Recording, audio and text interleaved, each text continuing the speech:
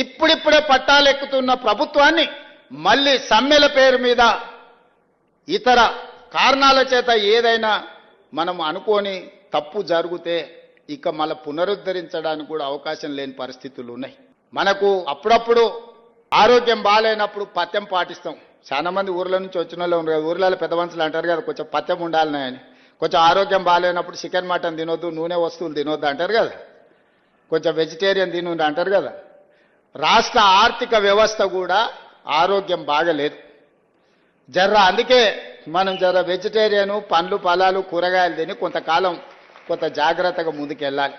మనకు ఆరోగ్యం బాగాలేనప్పుడు ఏమంటారు, పండ్లు తినుండి, ఇడ్లీ తినుండి, కొంచెం జాగ్రత్తగా ఉండురి అని అంటారు కదా.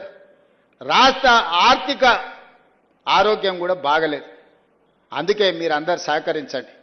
మీరు మా కార్మిక సోదరులు, మీరు మా కుటుంబ సభ్యులు, మీరు కొట్లాడితేనే తెలంగాణ రాష్ట్రం వచ్చింది. మీరు మద్దతు ఇస్తేనే ఈ ప్రభుత్వం ఏర్పడ్డది.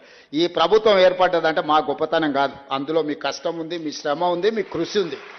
మేము వేరు మీరు వేరు అని ఏ రోజు నేను అనుకోలే.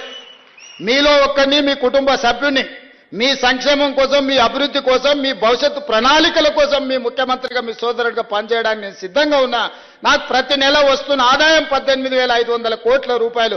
ఈ 18,500 కోట్ల రూపాయలు మీ చేతుల్నే పెడతా. బ్యాంకులకు కట్టుండి, నా ఉద్యోగస్తులకు ఇచ్చే జీతాలు వాళ్ళకి ఇవ్వండి, రిటైర్ అయిన వాళ్ళకి పెన్షన్ ఇవ్వండి, మిగతాది ఏడ ఖర్చు పెట్టమంటారో మీరే చెప్పుండ్రి.